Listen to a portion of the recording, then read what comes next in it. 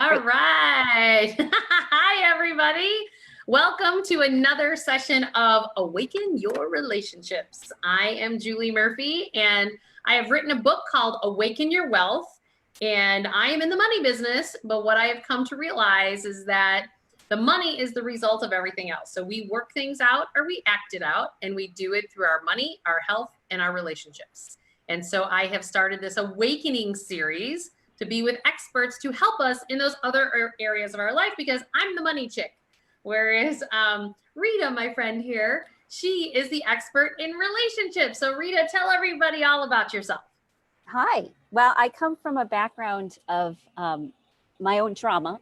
And then in the process of working it out and acting it out, I did a lot of work on myself in the time being. And I am a body worker. I'm someone who interacts with the world on a very physical level. I feel everything. I feel everybody's energy. I'm very empathic.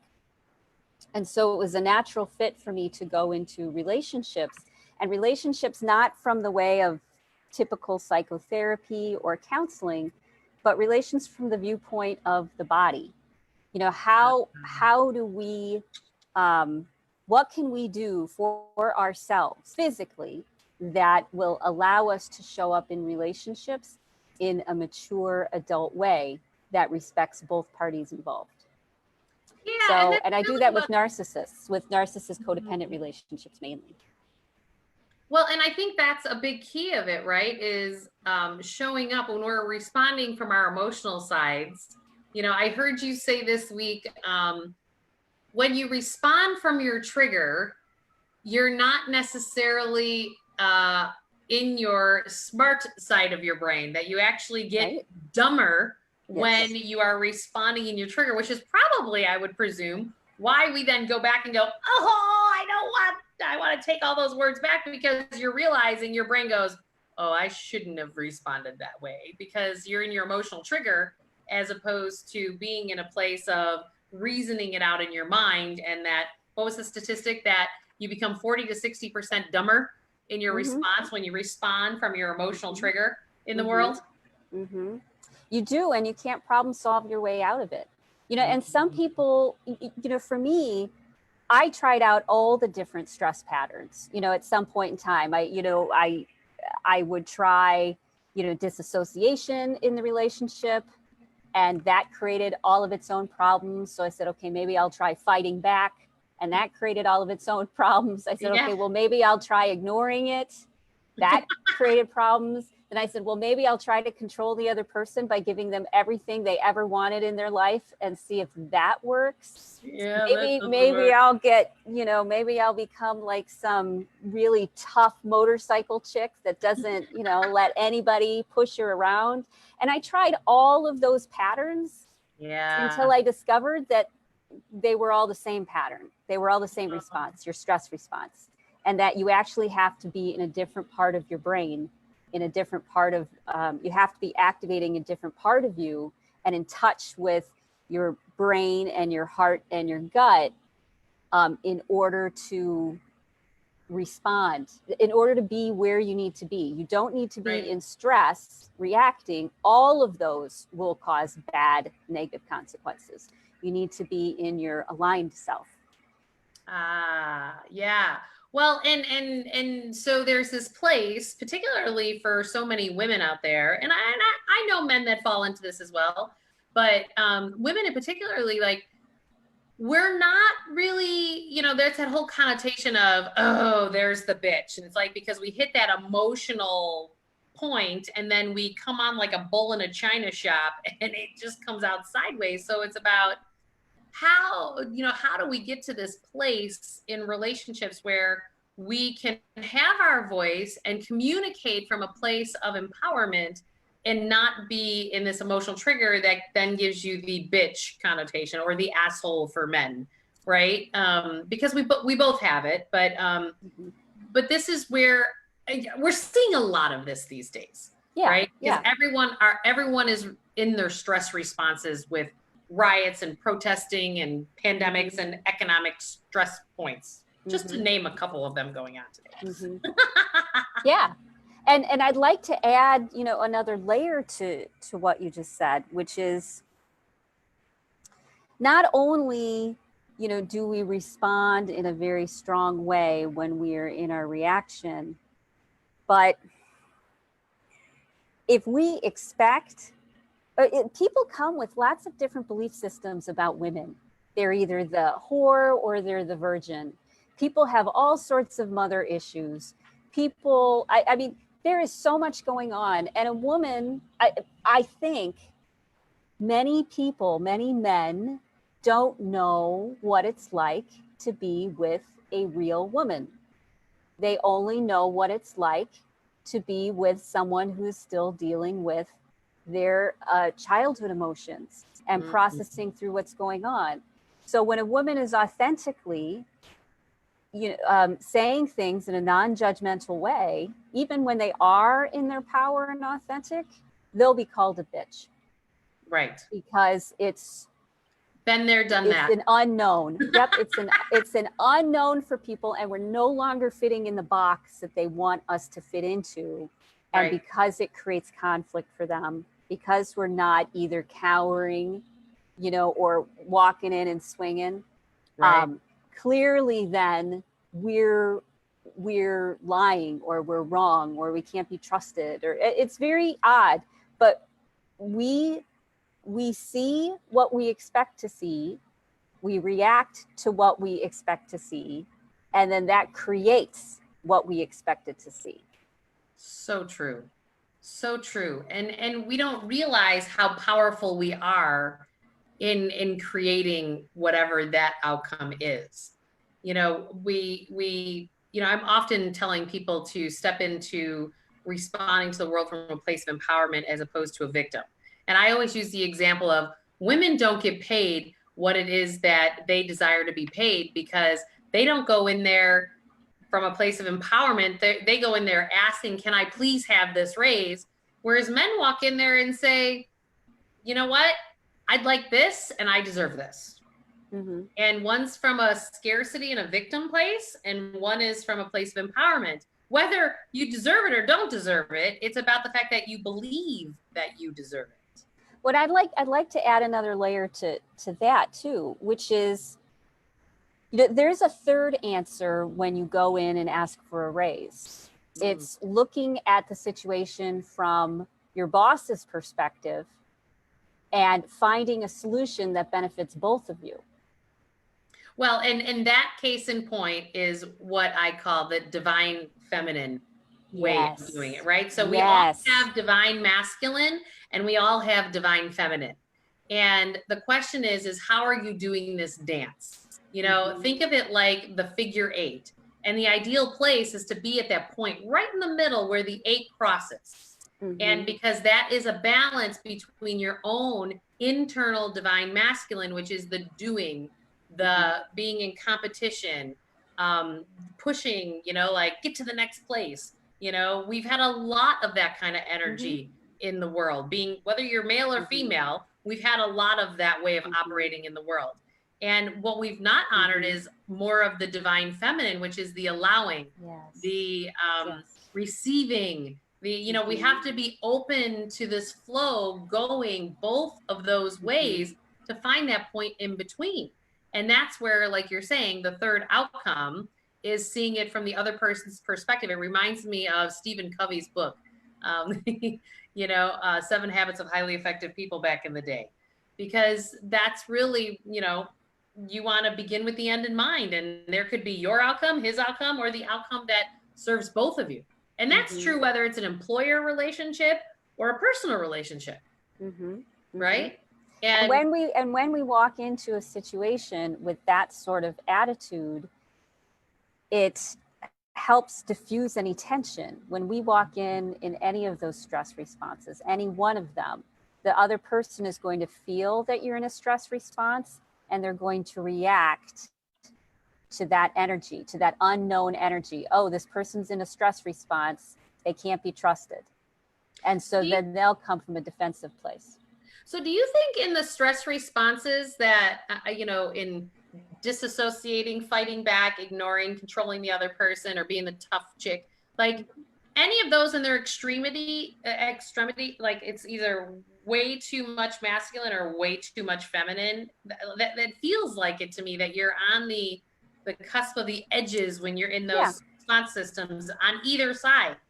Yeah. You know, that it's not necessarily at that balanced place in between. Right. You'll find that many stress responses, or many go-to stress responses for women, or that feminine energy, is to connect into somebody else's energy system and try to control it. That's tends to be our first one. And for many men, their first stress response is that anger stress response. Now, people who have had more difficult than traditional trauma, or anybody, if they've got a highly sensitive nervous system, disassociation is, I think, almost the first step. You disassociate from yourself. You go someplace else, and you almost become somebody else, like Jekyll and Hyde. And that's how women get trapped in these relationships, because on the outside, they're coming from that divine feminine. No one is going to push them around. But on the inside, they go home. And if someone knows, whether it's home or at work, if someone knows the thing, almost like blackmail, that will cause you to revert to one of those patterns, well, then they can control you. And we have to keep ourselves from going into those patterns so that we keep control of ourselves. Yeah, it's interesting. I'm hearing you talk, and I've witnessed even my children in my divorce process go through those stress responses. My oldest will disassociate. He'll just check out, and then he'll be like, huh? He'll just respond like, huh? And I'm teaching him how to pull himself back in and just be like, stay present, little man. I'm like, what made you check out? Yeah, good questioning, good parenting. How do we pull back in? So not only when we've been in relationship where we haven't held our power, we've taught that then inherently to our children. And so it's about, how do we then get our children to then learn the new patterns? And for me, I'm a perfectionist, or I should say that I've been letting go of my internal perfectionist as I've been doing my healing. And it's been interesting to just allow the space going. My oldest has got it ingrained in the most because he was the oldest one, while it was all the acting out in the behavioral patterns that happened from not only my lineage, but the lineage of my ex-husband. And then how we're working out to a healing space to this day. And it's, I just always constantly keep telling them that it's about holding a safe space for us all to learn, because that is life. Yes. And that we just adapt. Once you become more conscious, then, stay present and stay engaged and stay in that place. And I know when I've disassociated, it's caused a lot of confusion for other people, because now I'm not responsive. Now it looks like I'm ignoring them, when in reality, I'm protecting my little girl. I always had. So typically, if you're disassociating, you're protecting that little person inside of you, because that really was the only tool that you had when you were a kid. Everybody was bigger than you, so it's not like you could really fight. Right. You didn't necessarily have the ability, the brain maturity, in order to ignore something. Right. You weren't going to ignore it. It was going to overwhelm you. You had to be as adaptable as possible, because you lived in chaos internally and externally. So you had to be a people pleaser. You had to adapt to people. All of these things just sort of naturally happened, because at some point in time in our life, we felt helpless to what was happening to us. And we felt helpless because we didn't have anyone there to teach us that this is life and this is how you work through it. So we went through our own stress response systems, and that's when the subconscious mind solidifies, and it becomes your patterning of how you live in your life, right? Yeah. Because you often hear traditional psychologists talk about the fact that we have to go back to our inner child, and because there is some place where that inner child felt that they were not safe in some aspect. And so to create that safety, they had all of these stress responses that then kicked into place. But that's the childhood response. And we want to come to an adult response, which is where we realize that we are not helpless. We are adults. We've got resources. We're not those children anymore. And we don't have to rely on our nervous system to determine for us whether how to protect ourselves best. We almost have to be proactive and learn how to protect ourselves so we can avoid making our nervous system do it for us. Right. That's so true.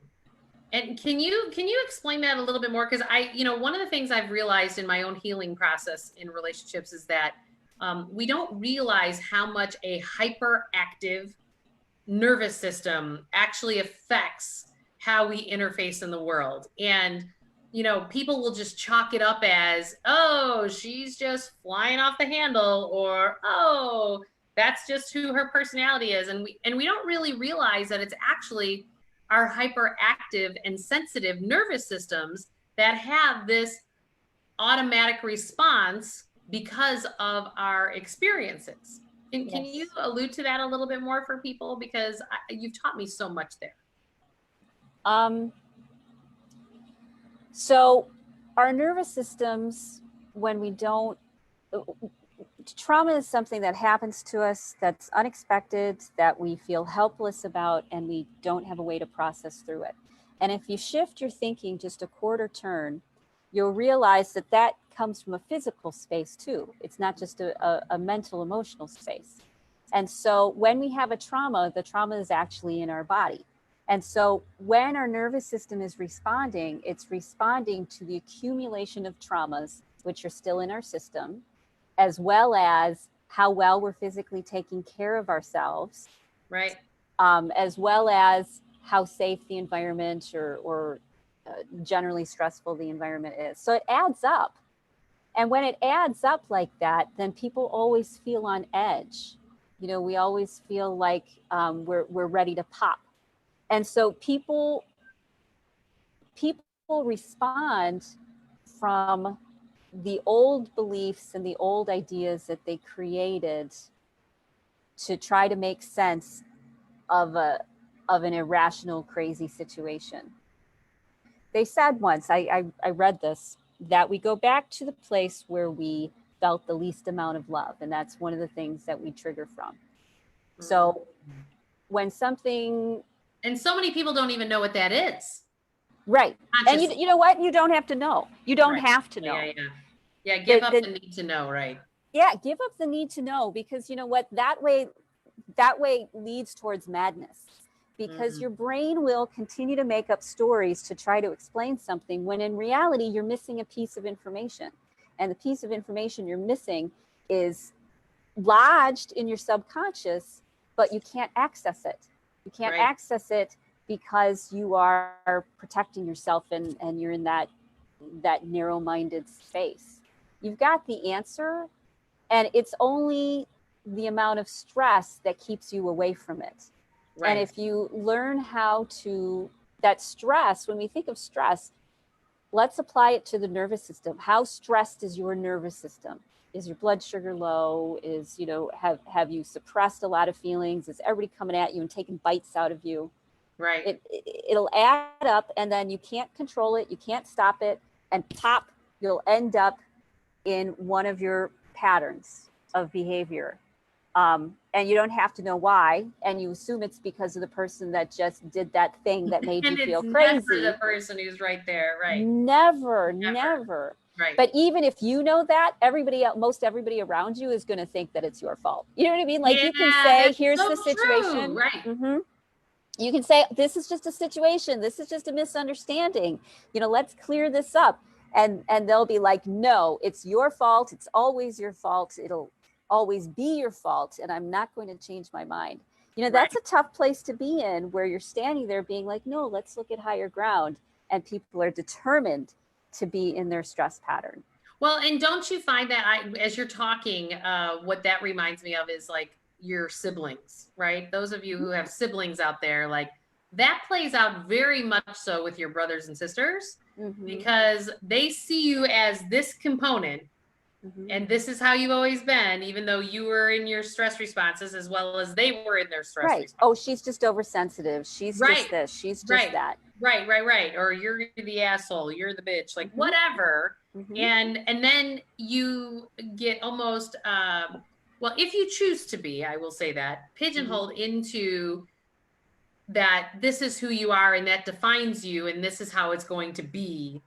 And I have found in instances, because of course I'm the exception to the rule. I have 11 siblings, so I have a lot. But I have found through the years is that we have these stories, and the stories can perpetuate if you continue to buy into the stories. That people can shift and people can change, and sometimes it's also just holding space, going, they're not the same bird. Like they have evolved, they've grown. Why wouldn't they? But it's really interesting how we go right back to those patterns of when we were kids. The minute we all get back around, like giggling, like when we were doing something wrong in church and my mom was just looking at you, like you go back to those places so easily. And I think sometimes that's why people just stop talking to their siblings over time, because it's like, I'm done with my suffering patterns. Yes, exactly. People have to start to be curious about each other instead of as judgmental. But the judgmentalism really comes from it comes from the stress response. So if you can cultivate inside of yourself, and I almost said, I've said for the last few years that part of my, let's say, enlightenment, I've been enlightened for a long time, which to me means being able to observe my thoughts. But the reason I was able to do that is because I disassociated a lot when I was a kid. And so I was typically in that observer role. I was almost always able to observe those thoughts, and I could give, people a running tally of what I was thinking while on the outside looking entirely different. And that's true actually with a lot of people. So we have to be curious about what's going on, just like you did with your son. You said, hey, I noticed that you checked out. What do you need to get present? And let's find out why you checked out in the first place. I mean, that's a beautiful skill to have. Notice when you flip. Yeah, so what I've learned with him in particular is that he is having a hard time finding his voice because he just shuts down. And he's allowed his younger sister to actually be the voice for him. And I'm like, no. You have to find your own voice, because here's what's going through my head going, wow, I do want you to, I don't want you to marry a girl one day where you just allow her to have her voice for you. Right. And then you turn into that guy like, oh, the wife's the pain in the ass because, but yet you, the man, have lost your voice. Yes. And I'm listening here going, watching this 9 and 11-year-old do this dance that you see people who've been married for 30 years. Yes. And I'm like going, exact no, we're not teaching you that. So I have been full throttle encouraging him that, your soul called in your sister's soul to actually show you this. And as much as you two are like oil and water, this is a piece you can learn from her, and she's demonstrating it to you. How you use your voice. Yes. And I said, and he'll do it. And I communicated to him that he'll unpack it in the timing that is right for him, but that it's so important for him to find his voice so that this doesn't last for 40 more years. Yeah. And I think it's so important for, there's a grieving process, I think, that people go through when they realize that they've not shown up in the world in the way that they really want to show up, when they find themselves, that they've negotiated themselves away through the years. And I think it's important, and I watched my son be frustrated, in the moment that triggered all of his emotions so he could get it up and out. But if you've done that for decades, you're going to have a lot more buildup. You're going to have a lot more baggage, misunderstandings, traumas that happened because you suppressed the emotion. So we can traumatize and re-traumatize ourselves because we don't give ourselves permission, like you said with your son, to speak up. Yeah. But part of the thing that people miss, a lot of people miss, is if you don't know how to calm yourself down and get yourself out of the stress response, if you don't even know you're capable of doing it, Right. then you stay stuck there. You have to believe you're capable, and then you have to use the tools, and then you're able to find your voice. Well, and can we bring this up? So for years in my personal relationship, I didn't know how to do that, right? I didn't know how to step in and step up, you know, because it was so many years of me stepping down in my own personal power. But yet everyone who knew me from the outside, I was completely in power and in relationship in my life. Yes. And so this change in belief system, just know that it doesn't have to come in this big event at once, you know, that it can come in a package of, okay, I can only do this sliver today. For an example, like so many people disassociate, you know, whether it's drinking, smoking, excessive working, whatever it is, you know, and maybe it's just the fact that you go, you know what, 2 days a week, I'm not going to do that because right now I'm doing it 5 days a week and I'm only going to do it 3 days now. Like, it's okay to start to incrementally shift our disassociations, because you can only meet yourself where you're at. And it took years to actually create it. And it could take a while to, you know, I'm not in the belief system that, well, it took you 17 years to get married, it's going to take you 17 years to get out. Because I've had so many people say that to me, and I'm like, that's a crock of shit. I'm not believing that whatsoever, because I can tell you that it is absolutely, we can do anything in a quantum level right now, super fast. We just have to decide what the visualization is of what you want for that outcome. Like, I have no idea how me, my children, and my ex-husband get to the place of being a healthy, divorced family, but that's the vision I keep holding. And I keep getting little glimpses of hope that it's going in that direction. And you know, we talked about that. Today's talk was about, you know, holding boundaries, and that's true for not only myself, but for my ex, as well as for my kids, that every single one of us has to learn to hold healthy boundaries for ourselves in what's true for us today, and then create an environment that respects that. You know, I don't know. And boundaries aren't about the other person. I think this is a real key piece. Right. Boundaries aren't about, I'm going to stop you from doing this to me. Yeah. Boundaries are, I'm not going to allow this to happen to me, and this is what I'm going to do. Right. What you value most. So if you value a peaceful heart, then you need to do things in your life that will help your heart feel peaceful. Right. And anything that doesn't make your heart feel peaceful, you have to decide what you're going to do about that. But here's the thing, missing Rita. link? What people have done, our educational system has been great to develop our brilliant minds, but it has ignored our hearts. And the reason that people are just discovering who they are today is because for years, we did the right thing that we were trained to do. You were trained to be the provider, or the woman who's going to beat down all the walls, the glass ceilings. And we've been driven to these places, but we've ignored our heart in the meantime. And our bodies. Oh, yeah, because it starts, well, the heart is the body. It's the main function, right? Like, without your heart, you don't have anything. Like, I realized as I'm discovering and unpacking more of what is true for me in my heart, like, I'm even literally getting physiological pains, interestingly enough, on the divine feminine side of my body, because that is not the part of my life that I have honored or respected my entire life, because I did it on the masculine side with the doing and just plowing through and being I was the good provider. I was the provider. My masculine energy provided everything. My husband was not the provider in our family from a money perspective.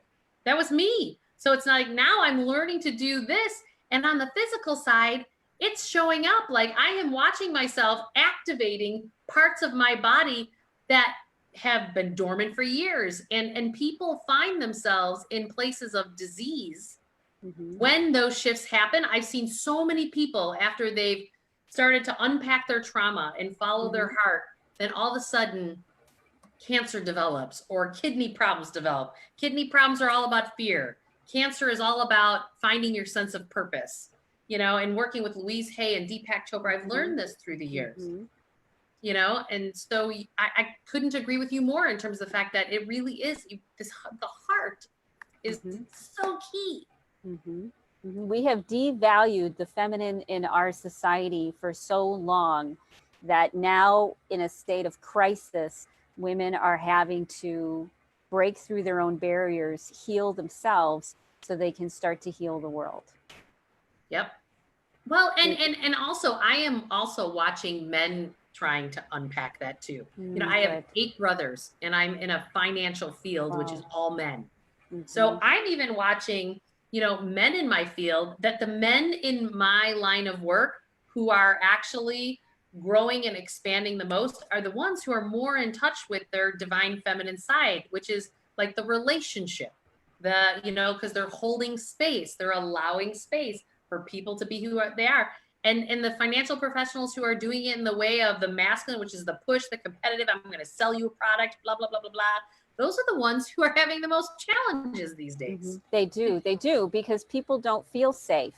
And so they don't want to be around that sort of aggressive energy. They're tired of feeling manipulated and taken advantage of by people who are in their stress pattern. This is what they do. This is their belief system. You know, we come from a very, a lot of women come from a place of we're looking for people to, on some level, take care of us. We want to take care of someone else and we want them to take care of us.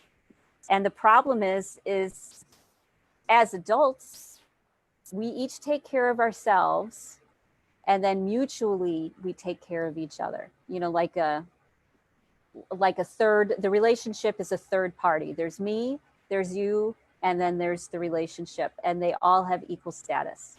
Right. Well, you know, one of my other teachers, Elliot Eli Jackson, always talks about that there's the fourfold being. There's your physical self, your emotional self, mental, and spiritual. And that you have to have all 4 of those in balance and in alignment. And if anything is, so for me, as an example, you know, I've been doing this spiritual work. I started at this, you know, back in 2005 when my father had 2 major strokes. I was going, you know, if I don't shift something in my life, I'm going to do exactly what he did. Mm-hmm. You know, my brain is going to pop like popcorn, and then I'm going to follow the ancestral patterns, which Bruce Lipton's book, The Biology of Belief, has proven that we do not have physical outcomes because of our DNA 98% of the time. It's actually our experiences, not our DNA, that create those physical outcomes. And I remember before I knew that I was thinking that I was going to repeat my father's pattern. So I started going down this path and I was like, wow. So for me, so often my physical actually leads to weakening my mental and my emotional, but yet my spiritual, because I've been on a spiritual path, is way up here. It's the thing that's holding it all up so everything else can catch up to it. But we have to realize that we have to harmonize all those aspects in our life, and one can't dominate over the other. Yes, a friend of mine would call it doing a spiritual bypass, where instead you take this track where you study all the spiritual gurus, you get all the great information, but in real life, you're still triggering, you're still using, you're still, you know, dysregulated. So we've got all the information. Women have typically spent decades studying self-help, and they know the exact. Like 80% of the clientele to spiritual gurus are women. Right, exactly. So I mean, so it's not that we don't have the right information or enough information.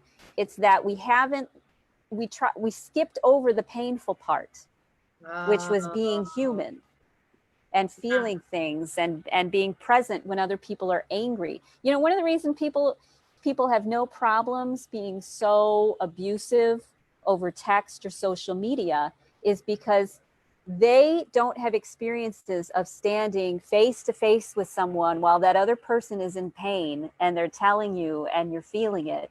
They don't have experience. We're able to avoid ever empathy. And the more Just we did that avoid with my empathy, the more 5-year-old. locked in we get. Yeah, I just did that with my 5-year-old over the weekend where he put himself in the place of being a victim in a situation, which on the outside looking in, he was not a victim. It was a role and a story that has been created. And he like would look down and he was trying to communicate what he wanted to communicate. And I sat there and I held the space. I'm like, no, no, no. You look me in the eyes, young man. And you look this other person in the eyes and communicate what it is that you're feeling, whether it's true or not. Have the courage to stand in there and then follow it all the way through to get to the other side and shake that other person's hand and stand in your power and going, okay, let's start over. Like, I've communicated, you've communicated to me, and let's move to the next place. And it's interesting for me, like watching, like my children are like little petri dishes almost in terms of like, I'm going, God, could you imagine if I would have gotten that at 5 years old? Right. No kidding. Right. I'm like sitting there going, could you imagine what he's going to be like when he's 50? Right. I know. I do that all the time. It's going to be amazing. You know, so wow. So your son probably, as most children do, they pick up the energy of their role model. So if you're male, of course, you're going to turn, you know, he was going to turn to his father for what does a man do? And even if his dad's stress pattern was aggressive, what was always underneath it was, I don't have the right to speak my truth and you're a bully. And you encouraging him that it's safe and he has the right to speak his truth. And he's going to be in battle for a while because his dad's not going to veer from this path of poor me, and that that men are being abused. Right. You know, so you're going to have to work real hard to let him know that it is appropriate and safe, and that's what real men do. That's what men who are not children do. And you're a child now, and that's okay. And let's teach you how to be a man. Very few good male role models. Well, it was really interesting because then I had practice a few hours later where he was with grandpa, and he went down, my son went down that disempowered path again, and he puts his head down. I go, you walk up to grandpa and you shake his hand and you look him in the eye. I'm like, this is who you are. And I'm like, I'm not a dude, but I know dudes look people in the eye when you are stepping up and standing into your power. Like, you hold your power. And it was really interesting to watch where the second time around, he stood up in his power more. And it's really interesting to watch this as it develops. And again, in relationships, it's a co-creation, right? And you know, I remember sitting there going, I don't want my daughters to learn to be submissive and unempowered in relationships. And so I had to stop being that in relationship. And once I realized that years ago, it was like, okay, here we go. Because in every other area of my life, I took charge. Yes, exactly. I was out there. And Rita, you say that all the time. Like, you meet these women who are these powerful women out in the world and very successful. And they have that other aspect where they are acting it out, where they're completely disempowered. And when you say that, that's how I found you on Facebook, because you said that and I go, oh my God, she's speaking about my life. Yeah. And it's so shameful for women, especially strong women who, when they were children, took care of their parents, took care of, you know, there was the role reversal, or had to raise themselves in some way. Yeah, I have 10 younger siblings. Yeah, exactly. I mean, so this is what happens. And so we never get the lessons and the nourishment that we need, the guidance that we needed when we needed it. And that part of ourselves stayed undeveloped. And it's so shameful that in the outside world, we're so put together, but on our inside world that we're so conflicted that it's almost a bigger problem. You know, one of the things that happened to me was when I was a kid, one of my traumas was that I was molested over a period of time. by a stranger, not anyone in my household, but my household kind of contributed to that victimization. When, I don't even remember where I was going with that. So one of your traumas point when you were a child. Now, what was before that? I sometimes get lost when I have to set up my point too long. Yeah. Well, so when we have these traumas and we play these roles and you don't get what it is that you need when you're a child, that then it comes outside. So I was the second oldest of 12 children. So I had 10 siblings that I always took care of, and my needs were not getting met. So I learned that my needs always came secondary to everybody else's needs. And that's exactly what I created in my marriage. Yes. And that's very successful in the outside world. Yeah. People love codependence. Businesses love codependence. I'm so done with that. I don't want any codependent relationships. I don't care if it's my kid. You see that too with people and their children. Like, they're 29 years old. Shut the credit card off. Like, this codependency thing goes deep. And it goes all over the place. And parents teach it to their children. A lot of parents expect their children. Yeah, they expect their children to take care of them. They unload and unpack their emotional needs on their kids. And people don't take that stand of, I need to be better than this. I mean, a lot of women have and do, and they end up in these roles of being single mothers as a result, because they've decided there's something greater than themselves. And that whoever they're married to, it's like a martyrdom that a lot of women do, right? I'm the single mom. I know my boyfriend always says to me, he always like, I hate it when divorced women say that they're a single mom. Us dads will participate, but you don't have to be the martyr and the savior. And there's some valid points to that. That it's not okay necessarily to sit there and be like, I mean, I don't want to judge. You can be whatever it is that you want, but you're not coming from an empowered place when you're sitting here like, I'm a single mom. And it's like, well, what patterning are you putting out there in the world that's creating that scenario? Right. Because I certainly know I could take that on in spades right now, that I'm the one that pays alimony. I'm the one that's paying 100% for their kids' college. I'm paying 100% for their grammar school, their high school. Like, I could certainly go down that path. And do you feel this right now? You're going into a stress response. Right. Yeah. And I remind myself regularly that I chose that. You chose it, but you also chose it unwittingly. We choose things, and that's that piece. Like, we know all this stuff, and so we're supposed to be better, but we're so ashamed that we're not.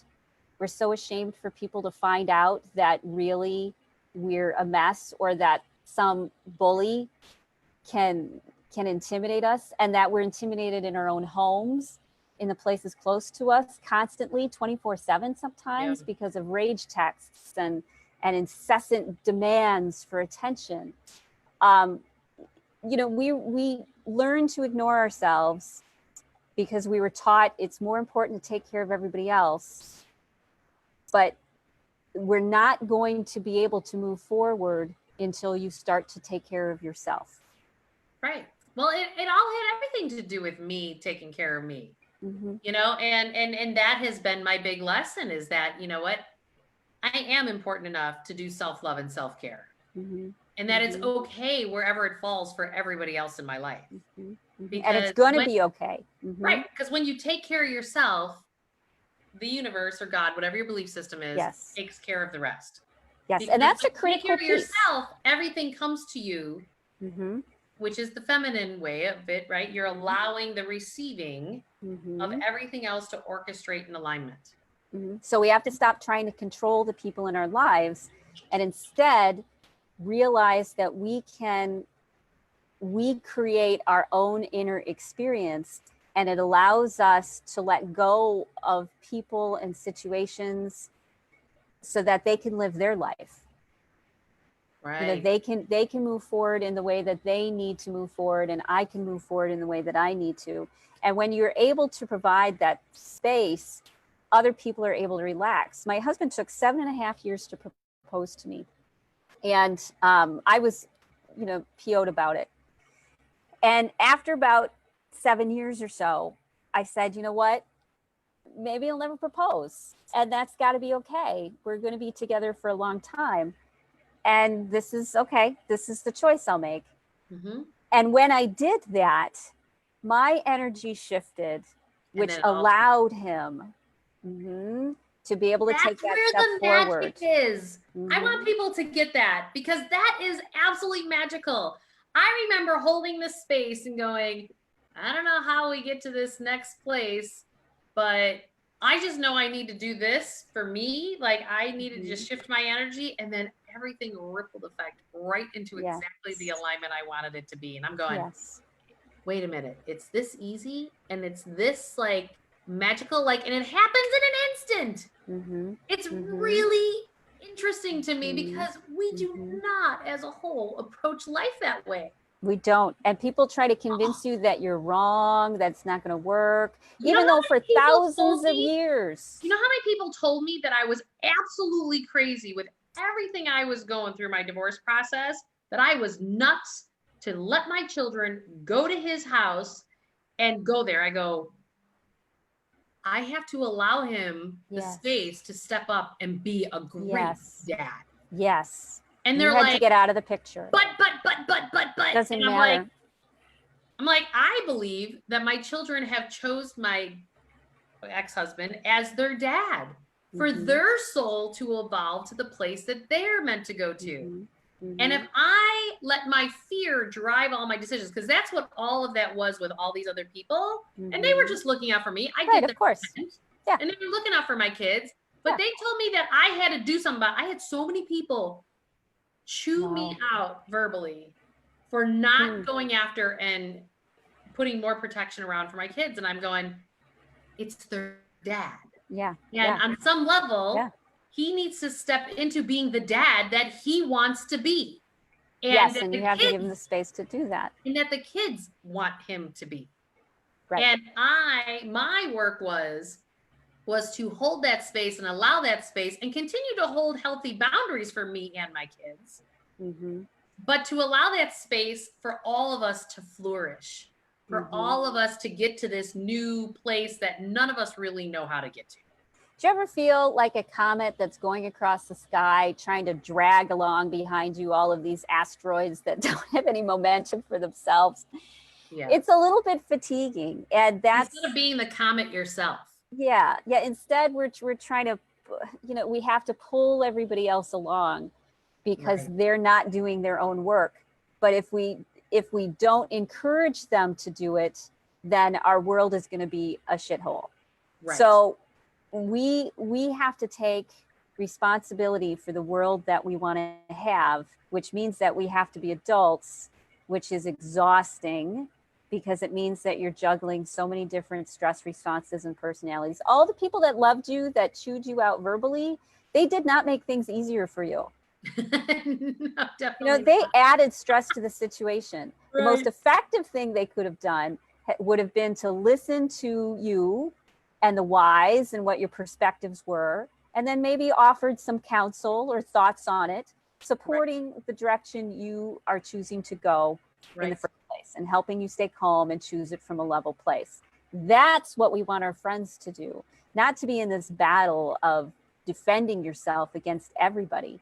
One of the clients I had, and this happened way before I met her, her first husband was a cop who was also physically abusive. And then he would do things like leave the guns upstairs. You know what I mean? Because he was a cop. So there was all sorts of weird intimidation things.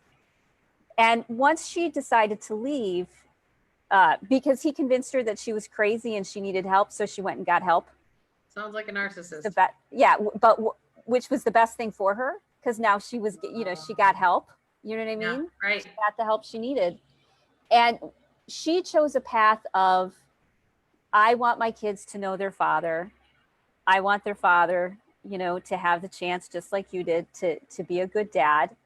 I believe that they're safe with them, but I'm going to keep an eye out. But I can't get in the way of this. It can't be a battle. And because she did that, decades later, her kids have a good relationship with their dad, and their dad has mellowed because part of his fear was, you're going to take my kids away from me. You're going to take something away from me. You know, you're in control of this. And when we give the space for other people to grow, almost if we look at them as, you know, little seedlings, like, wow, you've got some growth here. I'm going to give you some space and a little bit of encouragement and see if you can work this out. It's not going to be immediate. We expect adults to be adults, but most adults aren't. And so that's not reality. Reality is most adults aren't adults. So we need to because we're responding from our triggers. Yes, those old childhood traumas that put us in the stress response, which means that we behave in an irrational, less intelligent way, and makes our life miserable. Right.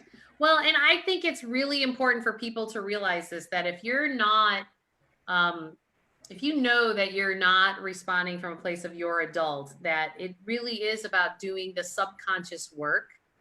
And honestly, yes, there is a place for traditional therapy, but there is such a faster way for everyone to get to this healing, because and I always explain it to people that it's kind of like how your cell phone works a little bit better than what that phone in the kitchen with the long cord were, you know, like it's technology, latest technology. Yeah, where like you can get to China much faster with a cell phone than you could back then when you had to dial a lot more numbers, you know? And so our bodies and our traumas can be healed that much faster.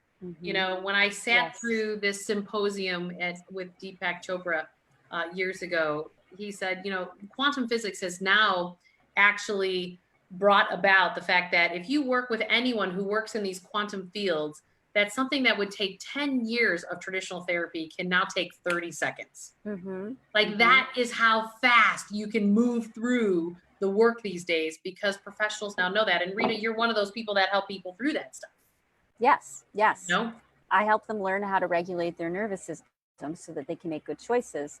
And then I give them the skills that they were supposed to learn and some of the mindsets that they were supposed to adopt when they were kids. And I help them install them into their life so that their life can change. Well, and it's so important. Like the other day you had mentioned to me, I always look, my body intelligence gives me signs all the time. And I was communicating with you that, you know, I was getting these muscle twitches and I was like, oh God, what is that? And then you're just like, oh no, your nervous system is shaking off the extra energy. And I was like, oh, so that's a good thing? My brain was going to, oh my God, when I was doing my MBA at Notre Dame, this one physician who was in my class does a lot of research on cancer. And he kept telling me to stop drinking Diet Pepsi because it creates these twitches in your muscles in rats in the lab room. And I was like, so I'm like, going, what the hell did I do to my muscles? Oh, right. You're just, this is the way our brain goes, right? And you were just like, oh no, it's just getting rid of the extra energy. Oh yeah, it happens all the time. Yeah, and I've come to learn going, wow. You have to be curious. Yes, and it's been amazing to watch the shift. And that it's just about really loving ourselves enough to go to this next place of healing and going inside and going, you know what, I do want to respond to the world from a place of my adult self, not my child self, not my wounded child place. And so Rita, I can't believe how fast an hour goes. Exactly. Can you tell everyone how they can find you? Yes, for right now, they can find me at 𝑖nspireMassage.com. Soon it'll be turned into RitaHickmanCoaching.com. We're just doing a sideways shift. Or you can look for me on Facebook. I do daily live streams Monday through Friday. And just look for Rita Akin-Hickman or Inspire Massage and I'll pop up. And you can start to learn about, you know, this way of thinking. And when you start your day off in a positive Zen sort of space with good advice that puts you in a good direction, you know, it's like that commercial where they showed 2 different mornings. Morning number 1, you had a donut and then your diet for the rest of the day was blown. And morning number 2 was you ate something that was high in protein and you were able to stick to your goal all day. So when you start the day, with a good step, it's much more likely that you'll stay on track. That's beautiful. And by all means, everyone, you can reach me at juliemurphy.com. I'm very excited. You know, as we've been unpacking this awakening series, this is Awakening Your Relationships here on Thursday mornings at 9 a.m. We have Awaken Your Health at 8 p.m. Central on Mondays, and Awakening Your Spirit is now at 8 a.m. Central on Tuesdays. And I look forward to, I will be launching in the next few weeks a course about awakening your wealth. And it'll be a course, so look out for that. And you can come to my website, juliemurphy.com. We've got all the tools and resources, just like Rita, to help you along that journey, because I'm the money chick.